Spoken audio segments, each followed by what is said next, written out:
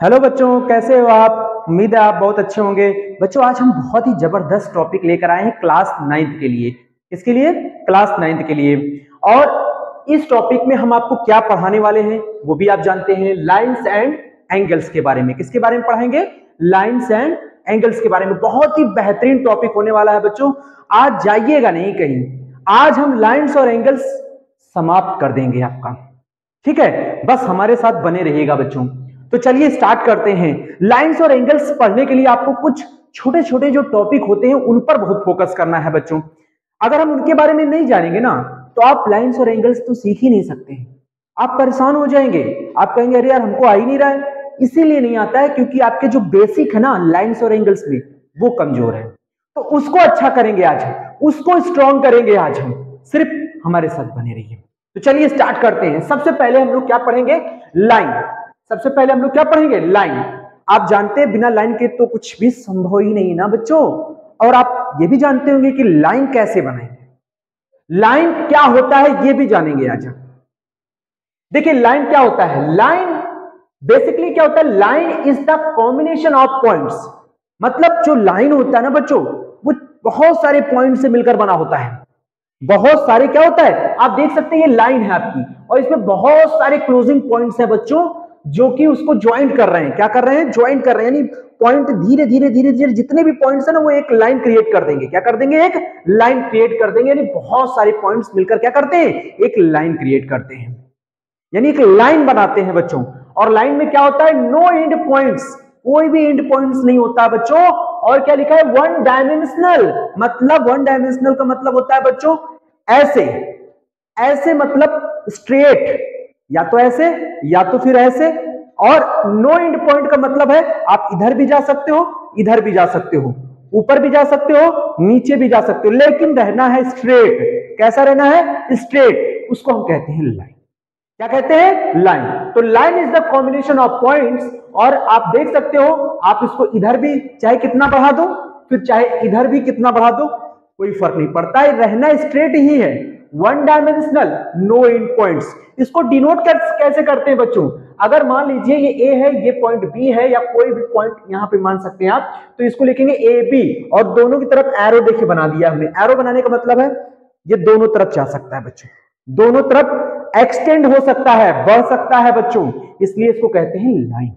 क्या कहते हैं? लाइन। अब हम बात करेंगे रे। रे भी तो वही होता है बच्चों। रे भी आपका क्या होता है? कॉम्बिनेशन ऑफ पॉइंट्स होता है, वन डायमेंशनल होता है, ठीक है, लेकिन इसका वन एंड पॉइंट होता है बच्चों। वन एंड पॉइंट होता है। कैसे? क्योंकि इस एंड पॉइंट से वो स्टार्ट होता है किसी एक ही डायरेक्शन में, किसी एक ही डायरेक्शन में। ये बोथ डायरेक्शन में होता है बच्चों।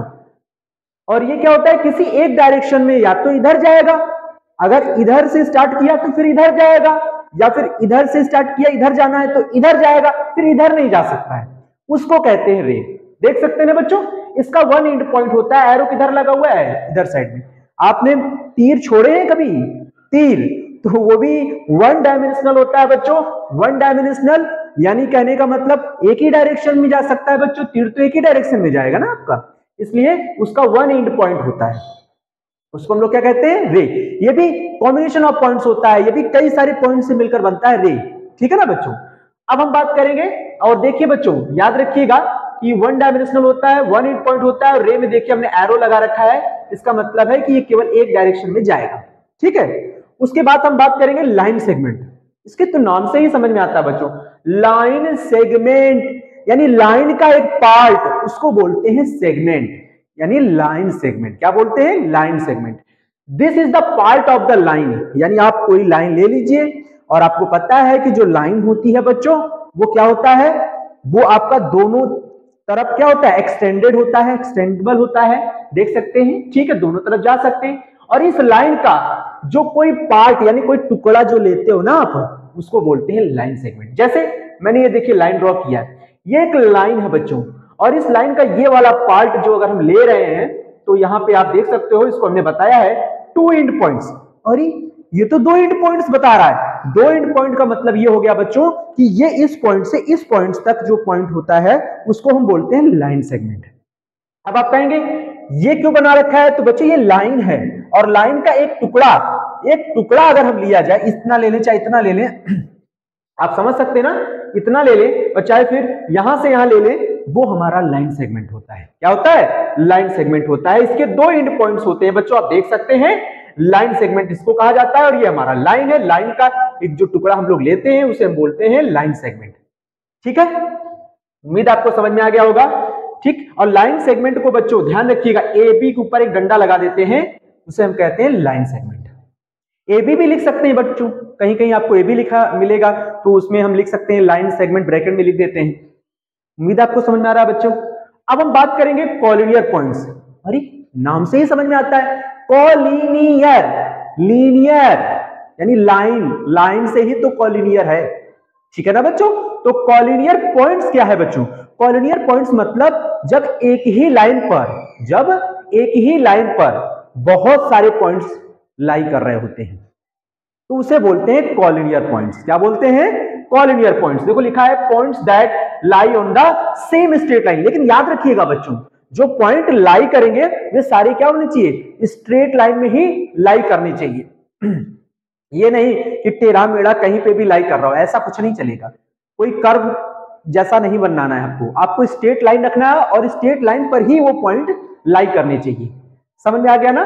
तो ये है कॉलिनियर पॉइंट। कॉलिनियर पॉइंट क्या होता है? Points that lie on the same straight line और सिंगल लाइन। एक सिंगल लाइन ले लीजिए या फिर एक स्ट्रेट लाइन ले लीजिए और उस पर जितने पॉइंट्स हैं आप देख सकते हैं यहाँ पे, ये बहुत सारे पॉइंट्स एक क्या कर रहे हैं, हमारा ये है, ठीक है, कॉलिनियर पॉइंट्स है ये बच्चों, और एक लाइन है, इस लाइन पर बहुत सारे पॉइंट्स आ रहे हैं। ठीक है, इसे हम सिंगल लाइन भी कह सकते हैं, स्ट्रेट लाइन भी बोल सकते हैं, उस पर बहुत सारे पॉइंट्स हैं, इसलिए कॉलिनियर पॉइंट्स और एक स्ट्रेट लाइन है बच्चों। और इस कॉलिनियर पॉइंट्स हमेशा स्ट्रेट लाइन पर ही लाई करेंगे। ठीक है बच्चों। अब हम बात करते हैं नॉन कॉलिनियर पॉइंट्स। अरे यार सिंपल सा तरीका है, जो स्ट्रेट लाइन पे नहीं पॉइंट लाई करेंगे वो होते हैं नॉन कॉलिनियर पॉइंट्स। समझ में आ गया ना? जैसे कि यहाँ पे देखिए, आप यहाँ पे देखिए, ये देखिए टेढ़े मेढ़े जो लाइन गई है, इस पे जो पॉइंट लाई कर रहे हैं ये क्या है? नॉन कॉलिनियर पॉइंट, क्योंकि ये स्ट्रेट लाइन नहीं है। समझ में आ गया ना? तो ये है नॉन कॉलिनियर पॉइंट्स। लिखा भी है, लिखा है the set of points that do not lie on the same line. Same line मतलब स्ट्रेट लाइन। समझ में आ गया ना? सिंगल लाइन, उस पर हमारा सारे पॉइंट लाई नहीं कर रहे हैं, यानी ये जो सारे पॉइंट्स है वो एक ही लाइन पर नहीं आ रहे हैं, इसलिए ये क्या नहीं है, ये आपका कॉलिनियर पॉइंट्स नहीं है, तो इसलिए बन जाएगा ये नॉन कॉलिनियर पॉइंट्स। समझ में आ गया? अब हम बात करते हैं बच्चों एंगल की। बहुत जरूरी है एंगल, तो आप अपने मोबाइल में भी लगा के देखते हैं, आप मोबाइल को कभी ऐसे रख लेते हैं, कभी अपनी आंखों के अनुसार इसको सेट करते हैं। ठीक है, तो एंगल की तो बहुत जरूरत पड़ती है बच्चों, हर चीज बिना एंगल के तो हम कुछ कर ही नहीं सकते हैं। यहाँ तक कि अगर हम आपको पढ़ा रहे हैं तो उसमें भी हमने जो भी चीजें से बनाते हैं मोबाइल से या फिर कैमरा से, तो वो भी वो एक एंगल के ही थ्रू होता है बच्चों। तो ये चीजें आपको समझनी होगी। ठीक है ना? तो एंगल का लाइन्स और एंगल्स में बहुत ज्यादा इंपॉर्टेंस है। ठीक है ना बच्चों? तो अब बात करते हैं इसकी एंगल की। तो two rays starting from one common point, मतलब बच्चों दो रेज, अब रे हमने बताया है वो केवल और केवल एक ही डायरेक्शन में जाता है बच्चों, उसका वन एंड पॉइंट होता है और वो एक ही डायरेक्शन में जाता है, उसे हम लोग बोलते हैं रे। आज के बाद आप भूलेंगे नहीं। ठीक है, तो एंगल क्या होता है? Two rays starting from one common point, उसे हम लोग क्या कहते हैं? एंगल कहते हैं बच्चों। अब आप देख सकते हो ये आपका एक कॉमन पॉइंट है, यहां से दो रे निकल रही है, एक ये और एक ये, और रे आपका क्या होता है? जो केवल एक ही डायरेक्शन में जाए, अपने इस एंड पॉइंट से एक ही डायरेक्शन में जाता है, यानी स्टार्टिंग पॉइंट से जो एक डायरेक्शन में जाता है, ठीक है, उसे हम लोग कहते हैं रे। क्या कहते हैं? रे। तो रे 1 और रे 2 के बीच में ये जो चीज आप देख रहे हो, इनके बीच में जो एंगल है इसी को एंगल कहते हैं बच्चों, इसी क्या कहते हैं? एंगल कहते हैं। तो रे 1 रे 2 के बीच में बनने वाले जो एंगल हमको दिख रहा है यही हमारा क्या है? एंगल है। और इसका एक कॉमन पॉइंट हो, यानी जो दोनों रे निकलते हैं ना बच्चों, किसी एक कॉमन पॉइंट से ही निकलते हैं। ठीक है, तो इसको हम वर्टेक्स बोलते हैं। क्या बोलते हैं? वर्टेक्स। तो रे 1 एंड रे 2 से उसके बीच में जो है ये क्रिएट हो रहा है, उसी को हम लोग एंगल बोलते हैं बच्चों। क्या बोलते हैं? एंगल बोलते हैं। तो इतनी जो हमने चीज आपको पढ़ाई है, इसको बहुत अच्छे से आप अपने कॉपी में लिख लीजिए, फिर हम आगे आपको बताते हैं, इसको नोट कर लीजिए बच्चों। ठीक है बच्चों, हमने एंगल के बारे में जान लिया। अब हम बात करते हैं टाइप्स ऑफ एंगल्स के बारे में, टाइप्स ऑफ एंगल्स के बारे में, जिसमें पहला हम लोग पढ़ेंगे एक्यूट एंगल के बारे में। एक्यूट एंगल क्या होता है बच्चों? वो एंगल जिसका मान 0 डिग्री और 90 डिग्री के बीच में होता है उसे हम बोलते हैं एक्यूट एंगल। यानी 0 डिग्री से ज्यादा और 90 डिग्री से कम हो उसे हम लोग क्या पढ़ते हैं, एक्यूट एंगल पढ़ते हैं। जैसे कि फिगर में देख सकते हैं बच्चों, ये देखिए ये हमारी जो लाइन है और इससे एक रे ये और एक रे ये निकला हुआ है, इसको हम लोग बोलते हैं एंगल। इसको क्या बोलते हैं, एंगल बोलते हैं।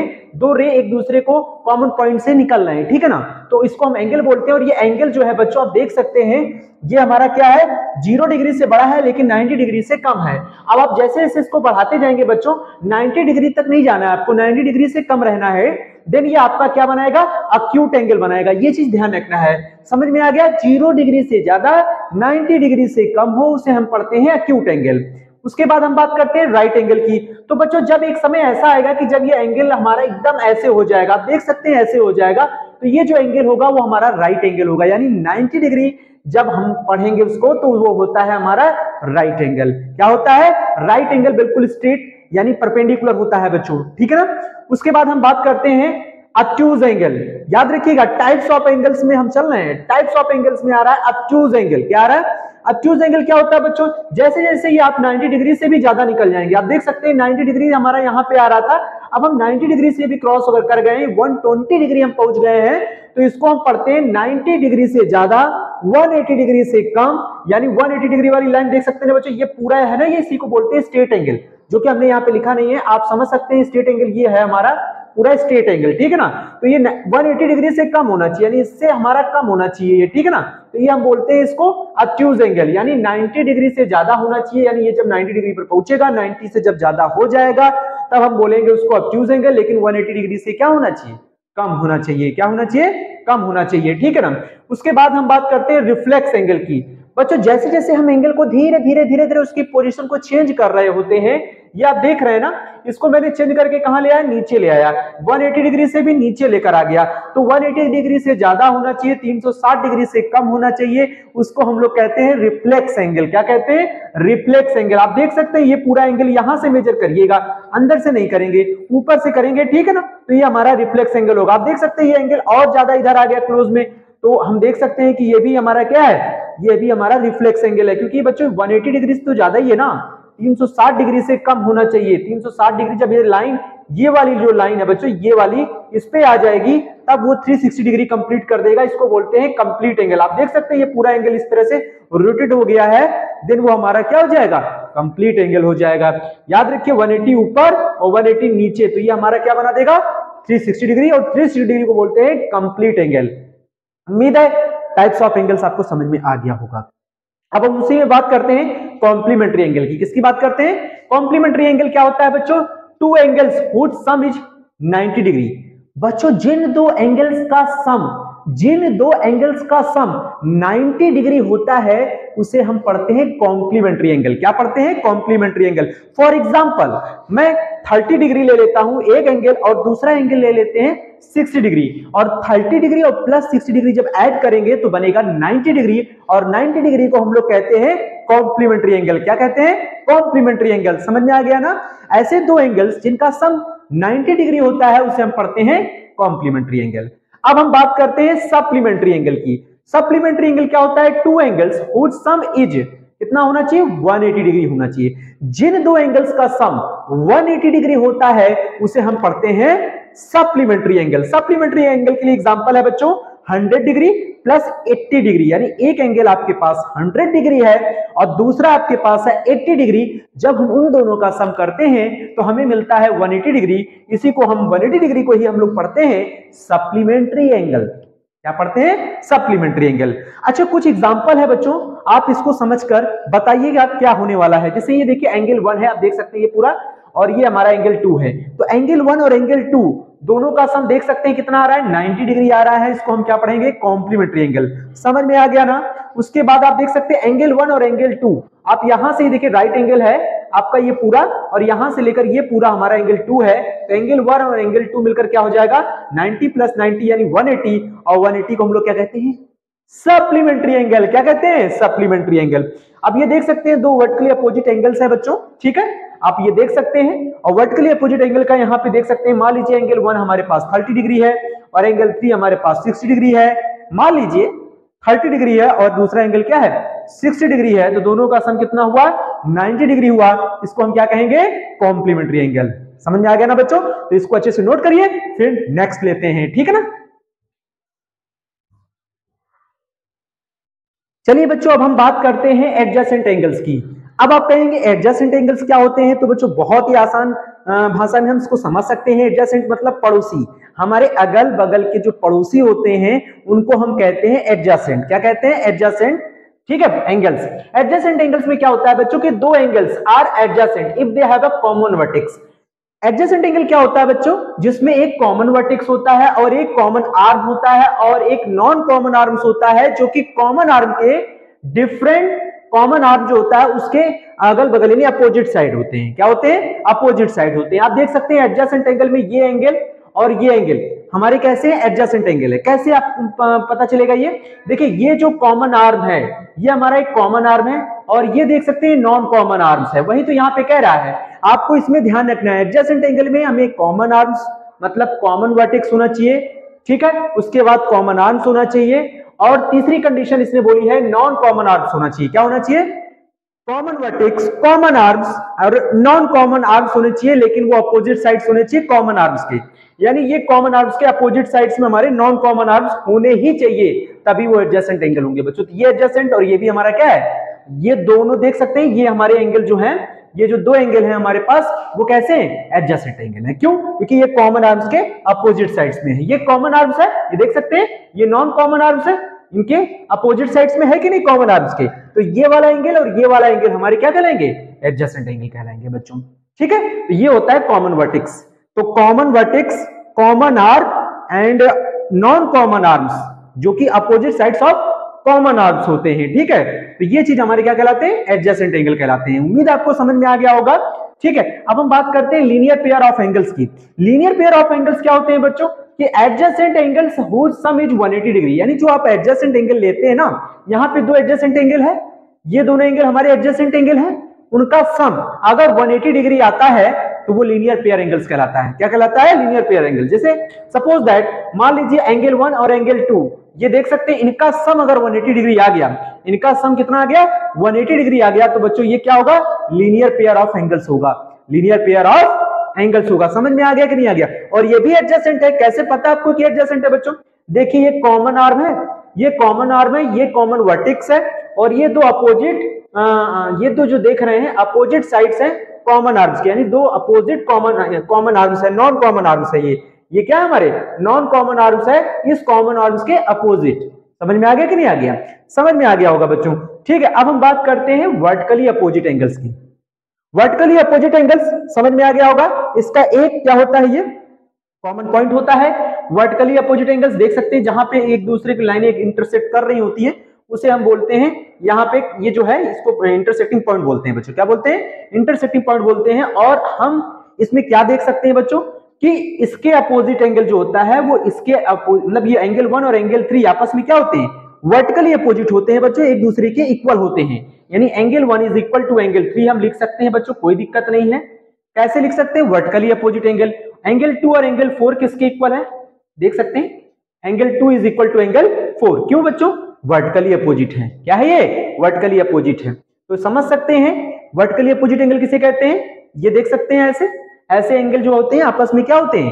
इक्वल होते हैं, ठीक है, वर्टिकली अपोजिट एंगल। अब हम बात करते हैं इंटरसेक्टिंग लाइंस क्या होती है। इंटरसेक्टिंग लाइंस देख सकते हैं, ये जो दो लाइनें स्ट्रेट लाइन है एक दूसरे को काट रही हैं, ये होता है इंटरसेक्टिंग लाइंस। ये हमारी क्या होती है? ये कि किसी एक कॉमन पॉइंट से जब पास होती है ना लाइंस, तो उसे बोलते हैं इंटरसेक्टिंग लाइंस। जब दो लाइंस किसी एक कॉमन पॉइंट से, ठीक है, इस तरह से पास हो रही हो, इस तरह से, तो हम उसको बोलते हैं इंटरसेक्टिंग लाइंस।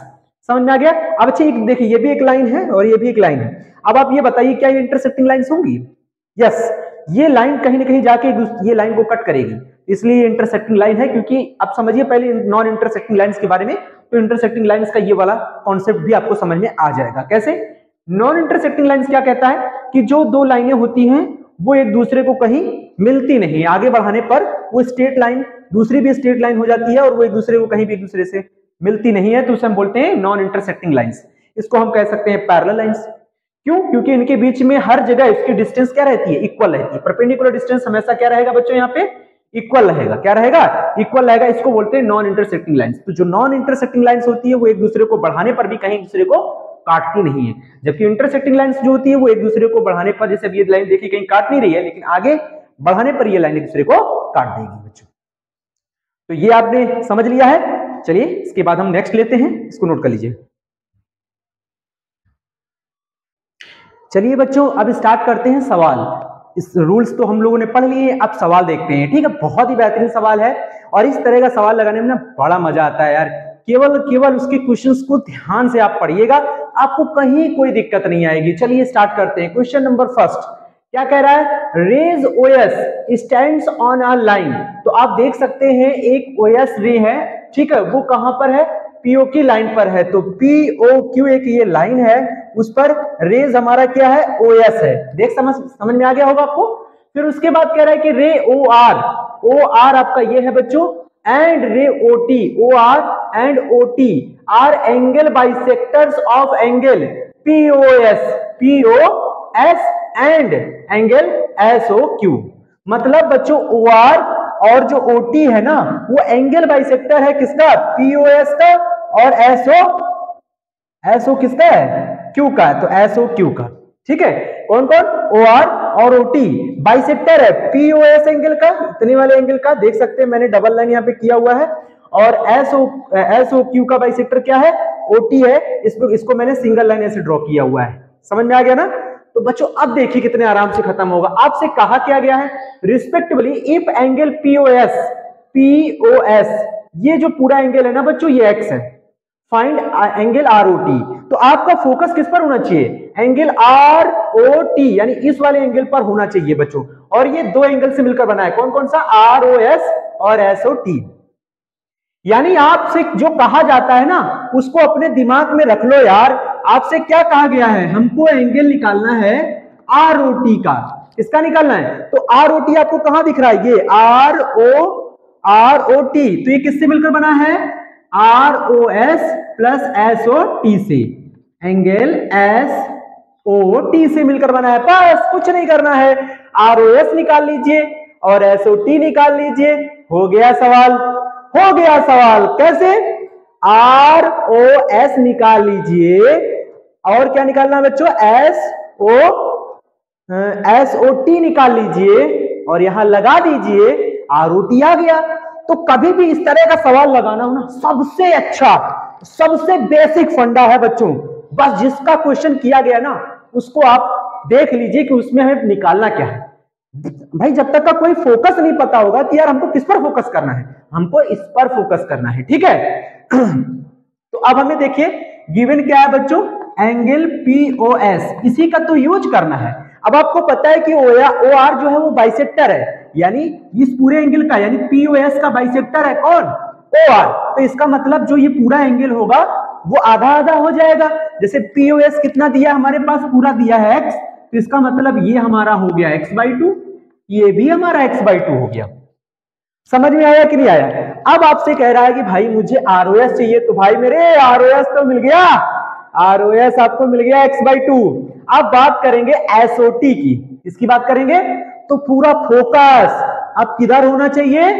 एसओटी पर होना चाहिए। किस पर होना चाहिए? और आपको पता है कि एंगल एसओटी जो है ना बच्चों, ओटी क्या है? एसओक्यू का बाइसेक्टर है। तो यानी अगर ये कोई एंगल है, ये कोई एंगल है, तो ये आपस में इक्वल होंगे। ये देखिए ना बाइसेक्टर है, तो ये चीज ध्यान रखना है। तो एंगल एसओटी अगर निकालना है तो ये पूरे एंगल का क्या हो जाएगा? हाफ हो जाएगा। भाई मेरे अगर ये पूरा एंगल 20 है तो ये 10 और 10 हो जाएंगे। अगर ये पूरा एंगल 24 है तो ये 12 और 12 हो जाएंगे। यही ना हो रहा है। आपको निकालना है आरओएस और एसओटी। तो आरओएस तो आपको मिल गया है, आरओएस इज इक्वल टू, देख सकते हैं आप, आरओएस निकालना है तो हम क्या करेंगे? एंगल पीओएस का क्या कर देंगे? हाफ, और एंगल आरओएस x/2 हो जाएगा। क्यों? क्योंकि एंगल पीओएस हमारे पास दिया है x, तो मैं यहां लगा दूंगा, आरओएस मिल जाएगा हमको। इस तरह से आपने फिगर में देखा, उसको आप यहां लगा दीजिए। तो ये वाला खेला तो खत्म हो गया। अब बचा है एसओटी वाला। तो भैया एसओटी निकालना है तो ये किसका हाफ है? SOT जो है ना बच्चों, ये SOQ का हाफ है, SOQ का हाफ है। तो अब आप कहोगे SOQ कैसे निकलेगा? तो चलिए स्टार्ट करते हैं। देखिए SOQ और POS ये लीनियर पेयर एंगल है। क्या है ये? तो एंगल क्या लिखेंगे? POS plus angle SOQ is equal to कितना हो जाएगा बच्चों? 180 डिग्री। सारे बच्चे जानते हैं इसको। अब आप कहोगे ये कैसे निकाल लिया भाई मेरा इधर वाला एंगल पता है, इधर वाले एंगल की बात हो रही है, बस इतना ही तो करना है आपको। तो एंगल POS क्या लिखा आपने? POS आपका बच्चों POS देख सकते हैं, POS कितना है? x है, तो आप यहां x लगाएंगे plus angle SOQ is equal to 180 degree. तो एंगल SOQ कितना मिलेगा बच्चों? 180 डिग्री माइनस x। समझ में आया कि नहीं आया? 180 डिग्री माइनस का x हो गया।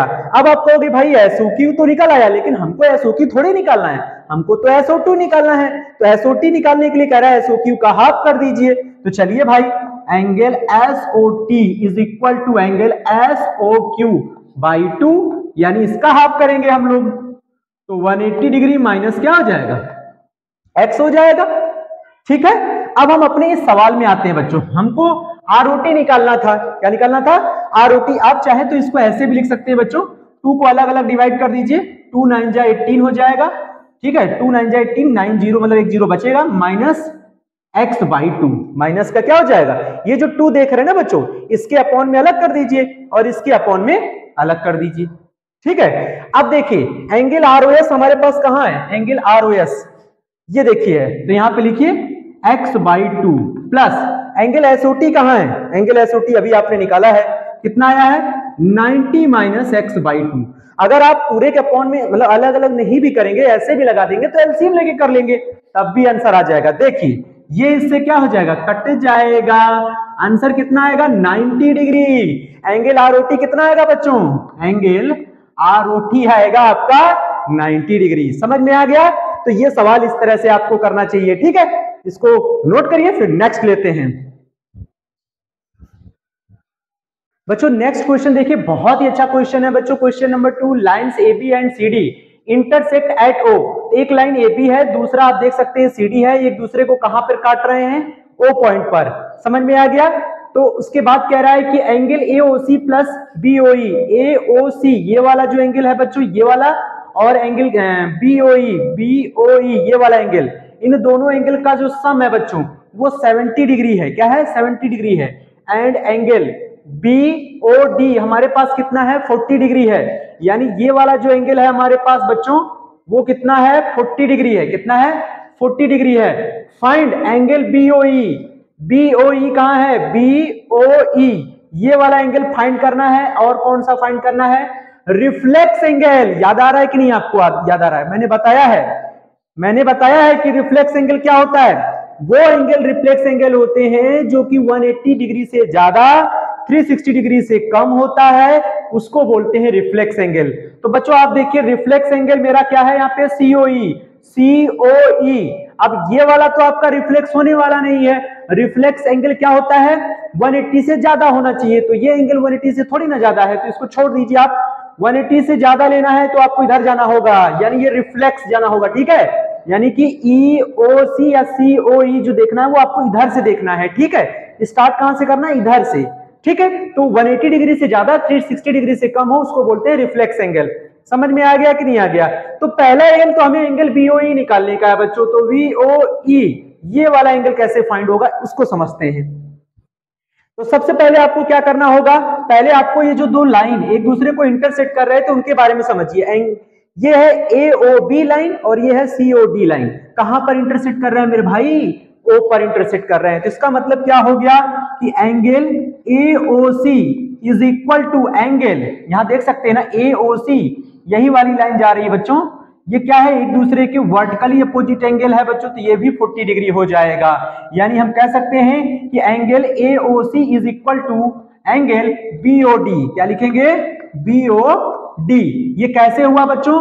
ये हुआ वर्टिकली अपोजिट एंगल से। किससे हुआ? अपोजिट एंगल से। वर्टिकली अपोजिट एंगल अभी हमने बताया है बच्चों, ठीक है। तो वर्टिकली अपोजिट क्या होते हैं, ये लाइन और ये लाइन के जो आमने सामने एंगल है बच्चों, उनको बोला जाता है वर्टिकली अपोजिट एंगल, ठीक है। तो ये दोनों AOC इज इक्वल टू क्या हो गया, BOD।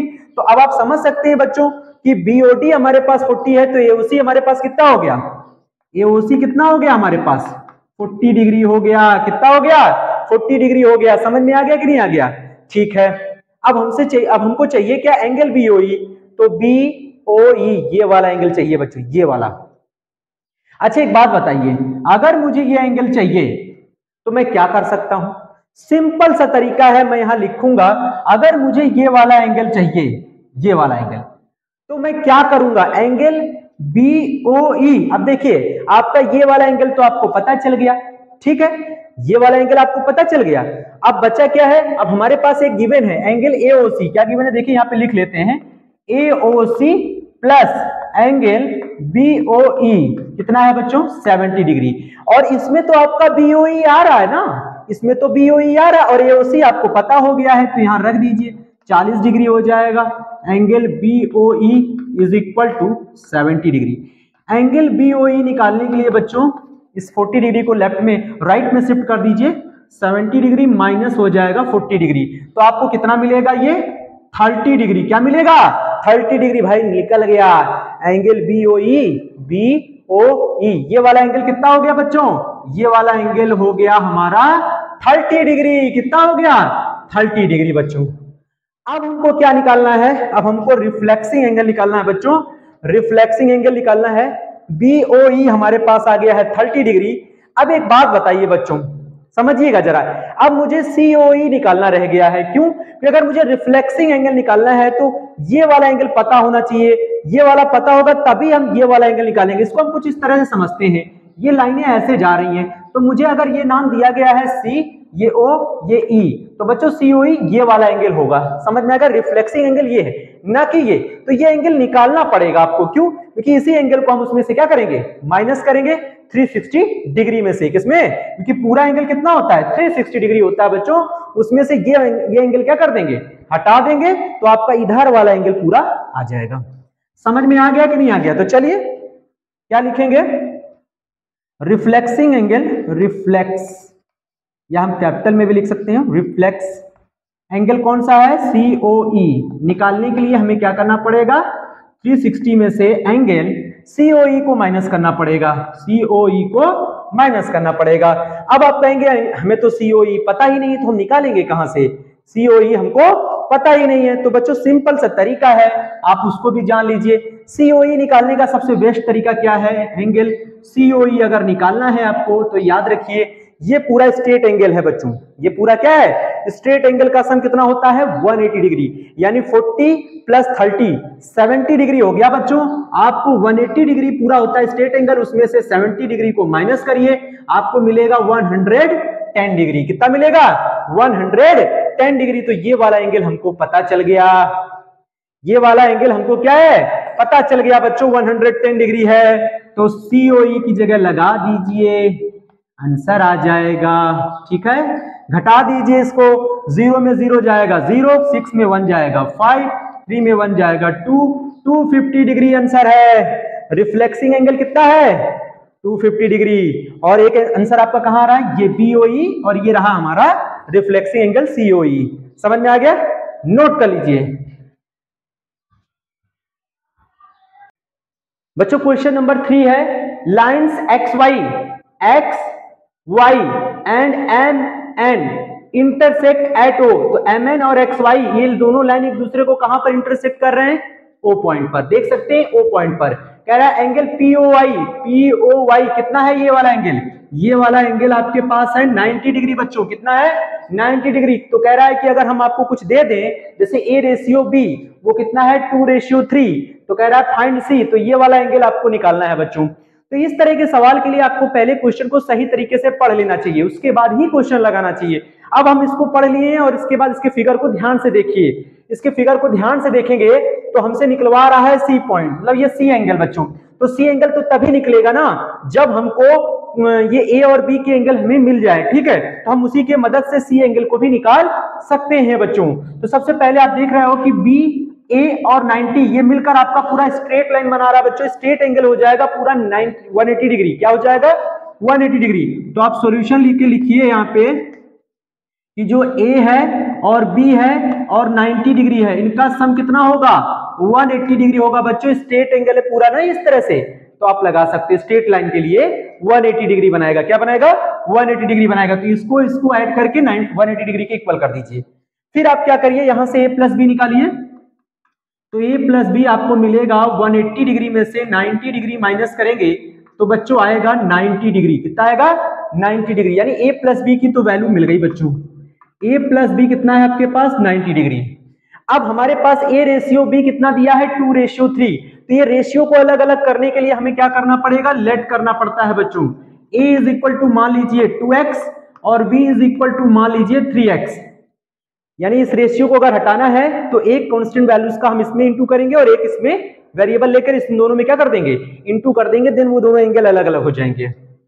अब बच्चों, अब हमारे पास a भी मिल गया, b भी मिल गया, लेकिन x की अगर वो वैल्यू मिल जाए तो हमें a और b की एंगल में पता चल जाएगा, ठीक है ना। तो a और b जो एंगल है इसका मान इसमें लगा दीजिए बच्चों। तो a की जगह आप 2x लगाएंगे यहाँ पे और b की जगह क्या लगाएंगे? 3x is equal to 90 degree. 3 और 2 कितना हो गया बच्चों? 5x is equal to 90 degree. तो x कितना आएगा? यहाँ पे डिवाइड करिए 5 से इसको, तो ये आएगा 18 डिग्री। कितना आएगा? 18 डिग्री। अब आपको एंगल ए और एंगल बी आराम से मिल जाएगा। तो a इज इक्वल टू कितना है? 2x। तो 2 इंटू एक्स की वैल्यू है 18, तो आएगा कितना? 36 डिग्री। अच्छा, v कितना है बच्चों? v को आपने माना है 3x, तो 3 लिखकर x का वैल्यू लगाइए 18, ये हो जाएगा 54 डिग्री। अब आपको निकालना क्या है? c। अब c निकालने के लिए आप देखिए c b के साथ अगर इंक्लूड करें तो ये एक स्ट्रेट लाइन है बच्चों। mn is the straight line. mn हमारा क्या है? mn is straight line. क्या है ये? स्ट्रेट लाइन है बच्चों। तो जब ये स्ट्रेट लाइन है तो इसका जो एंगल होगा सम उसका कितना होगा? 180 डिग्री। यानी b प्लस c ये कितना हो जाएगा? 180 डिग्री। उसमें से b हमारे पास दिया है बच्चों 54 डिग्री प्लस c, तो यहां से हमें c निकाल आएगा बच्चों। तो 180 में से 54 क्या करना पड़ेगा? माइनस कर देंगे। 10 में से 4 जाएगा 6, 7 में से 5 जाएगा बच्चों 2 और ये बचेगा 126 डिग्री। बस यही आंसर है। हमसे तो यही पूछा गया है कि c की वैल्यू बताइए, फाइंड c। 126 डिग्री। तो नोट कर लीजिए बच्चों इसको। बच्चों नेक्स्ट सवाल है आपके पास, देख सकते हैं क्वेश्चन नंबर 4 क्या कह रहा है। कह रहा है angle PQR is equal to angle PQR is equal to angle PRQ। ये आप देख सकते हो ये वाले एंगल आपस में क्या है? इक्वल है बच्चों। उसके बाद कह रहा है देन प्रूव दैट, आप प्रूव करके बताइए कि PQS एंगल जो है PQS ये वाला एंगल इज इक्वल टू है PRT के। ये हमको प्रूव करना है। तो बच्चों सॉल्यूशन हमारे पास गिवन क्या है? सबसे पहले हम ये लिखेंगे, ठीक है।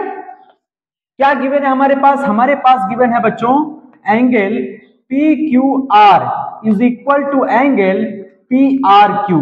ये बात आपको समझ में आ गई कि नहीं आ गई? यानी ये वाले जो एंगल हमने बना रखा है बच्चों, देख सकते हैं ये वाले एंगल आपस में क्या है? PQR और PRQ आपस में क्या है? इक्वल है। और आपको ये वाले एंगल इक्वल दिखाने हैं बच्चों, इधर वाले, ठीक है। यानी PQS और PRT वाले एंगल इक्वल दिखाने हैं। एक बात बताइए बच्चों, ये अगर हम देखें इस पूरे एंगल का सम कितना होगा?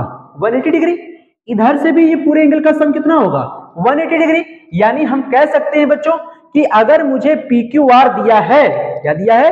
PQR किसके इक्वल है? PRQ के। तो हम ये भी तो कर सकते हैं कि जो PQR है वो एक्चुअली में है कितना। तो मैं यहां लिख सकता हूं कि जो PQR है बच्चों, क्योंकि पूरा एंगल तो 180 है तो मैं यहां 180 लिख लूंगा। 180 डिग्री में से ये वाला एंगल माइनस कर देंगे तभी तो हमें PQR मिलेगा, क्योंकि हम SQP और PQR मिलाकर 180 बोल रहे हैं। तो SQP या PQS जो है वो क्या हो जाएगा? 180 से माइनस हो जाएगा। तो 180 माइनस एंगल PQS हो जाएगा। PQ क्या हो जाएगा? S। अच्छा, दूसरी वैल्यू क्या उधर से? PRQ है, तो हम यहां लिखेंगे PRQ। सेम इसी तरह से आपको उधर भी करना है बच्चों। तो PRT क्या हो जाएगा? फिर से 180 डिग्री में से क्या हो जाएगा, माइनस हो जाएगा कौन सा एंगल, पी आर, देख सकते हैं पी आर क्यू है ना, तो ये वाला एंगल आप अगर निकालना चाहते हो तो इस पूरे एंगल में से ये वाला एंगल आउट करना पड़ेगा, यानी 180 माइनस क्या लिखना होगा, पी आर टी, क्या लिखना होगा, पी आर टी। तो बच्चों ये तो हमारे पास गिवन है, अब आपसे कहा गया है कि भाई ये आपस में इक्वल है ये वाले, तो आप इनको इक्वल कर दीजिए, तो P Q R is equal to angle P R Q, क्यों है, क्योंकि गिवन है ये चीज हमारे पास क्या है, गिवन है। तो पी क्यू आर की वैल्यू कितनी है, 180 minus P Q S is equal to, इधर क्या है पी आर क्यू की 180 degree minus angle P R T. अब 180 से 180 क्या कर दीजिए, कट कर दीजिए, माइनस बचेगा angle P Q S is equal to minus angle P R T, minus से माइनस भी कट गया बच्चों, तो आपका आ गया ना P angle P Q S is equal to angle P Q S is equal to angle P R T, hence proved, hence proved. बस यही करना है आपको, यही करना, इतना आसान है यार, इतना आसान है बच्चों, नोट कर लीजिए बच्चों। क्वेश्चन नंबर 5 क्या कहता है, POQ is a line, POQ is a line, ray O R is a perpendicular to line, किस पर, पी क्यू पर। ओ एस कहां है भाई, ये है ओ एस इज अनदर रे, ओ एस क्या है हमारे पास, अनदर रे है जो कि लाई करता है किसके किसके बीच में, पी ओ और ओ आर के बीच में, between OP and O R के बीच में ये क्या कर रहा है, लाई कर रहा है। Prove that angle R O S जो है बच्चों इक्वल टू 1/2 है angle Q S minus P O S के, ठीक है। तो बच्चों आपको समझना चाहिए इस फिगर को देखकर कि ये एंगल हमारा कैसा है, 90 डिग्री है, ठीक है। अब इसमें आर ओ एस आ रहा है, क्यू एस आ रहा है, पी ओ एस आ रहा है, अपने दिमाग में केवल ये चीज डाल दो कि इसके कितने ऐसे रिलेशन हम इसमें बना सकते हैं, बस सवाल लग गया, सवाल लग गया बच्चों। तो चलिए स्टार्ट करते हैं। सबसे पहले हम क्या करेंगे, इसके रिलेशन देखेंगे। तो हम ये देख रहे हैं बच्चों कि देखिए पी ओ एस दिख रहा है ना, ये पी ओ एस इसमें है, यस है ये, तो पी ओ एस और एस ओ क्यू ये भी है बच्चों, देख सकते हैं आप, एस ओ क्यू भी है, ठीक है, और एस ओ आर भी है आपके पास, एस ओ आर भी है आपके पास। तो आपको पहले ये लिखना चाहिए कि एंगल पी ओ एस, ठीक है, plus angle S O R ये कितना होगा बच्चों, 90 डिग्री होगा। क्यों, देखिए ये आरओक्यू हमारे पास 90 है, आरओक्यू हमारे पास क्या है, 90 है, तो ऑब्वियसली ये हमारा क्या होगा, ये पूरा एंगल कितना होगा, 90 डिग्री होगा। और हमसे इसमें आरओएस की वैल्यू को इक्वल दिखाना है बच्चों, तो एक रिलेशन तो ये हो गया, इसको इक्वेशन नंबर हमने फर्स्ट दे दिया।